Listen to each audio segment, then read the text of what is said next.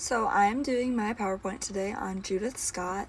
So she is an artist that created more abstract pieces, and she's known for her work for defying all odds and still becoming a great artist despite many of her physical challenges, including being diagnosed with Down syndrome at a young age and also being deaf.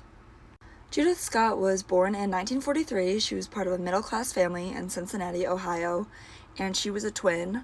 Her sister's name was Joyce, who was also born as a healthy baby, and it was assumed that Judith would be the same. However, she was diagnosed with Down syndrome as she has an extra chromosome, and later in life she got scarlet fever, which is what led her to become deaf.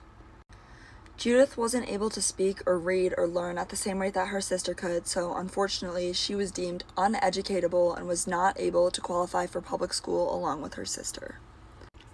Joyce, her older sister, eventually became her legal guardian because her family wasn't doing a good job of taking care of her, and this allowed for Judith to unleash her creativity. Here on this slide, this demonstrates one of Judith's pieces of art.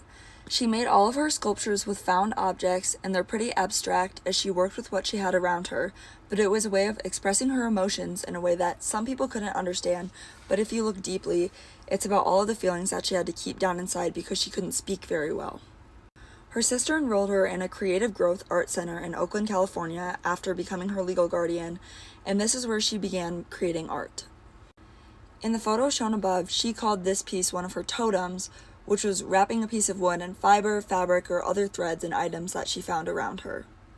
The next item shown is also on display at the Brooklyn Museum, and this one is slightly different from the totem as you can see it is in a shopping cart, and it might just look to someone else like a shopping cart filled up with random objects, but for her it was a way of demonstrating all of her emotions piled up in a way that she could express it.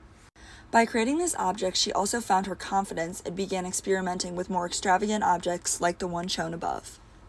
She worked 5 days a week for 18 years straight and produced over 200 sculptures at the time.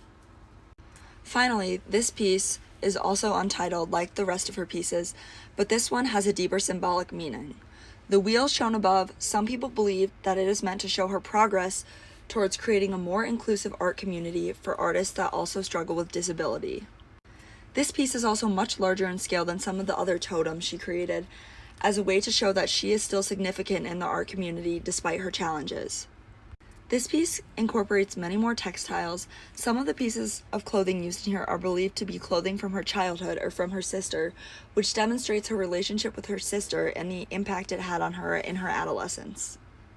She has made a lasting impact on the art community as she has inspired so many more artists that struggle with disability or just people that feel trapped in their emotions and need a way to express it. Her pieces are symbolic and abstract and are found not only in the Brooklyn Museum, but some of her pieces are also in museums outside of the United States, which shows how large her impact is that it has expanded to beyond her home country. Her impact on the art community is seen worldwide, not just around here, and I find her quite inspiring, and I look up to her because of what she was able to do with her life. Despite her challenges, she made a lasting impact on the lives of so many other people. And then this slide here is just a couple of the sources I used about her biography and her exhibit at the Brooklyn Museum. Thanks for listening.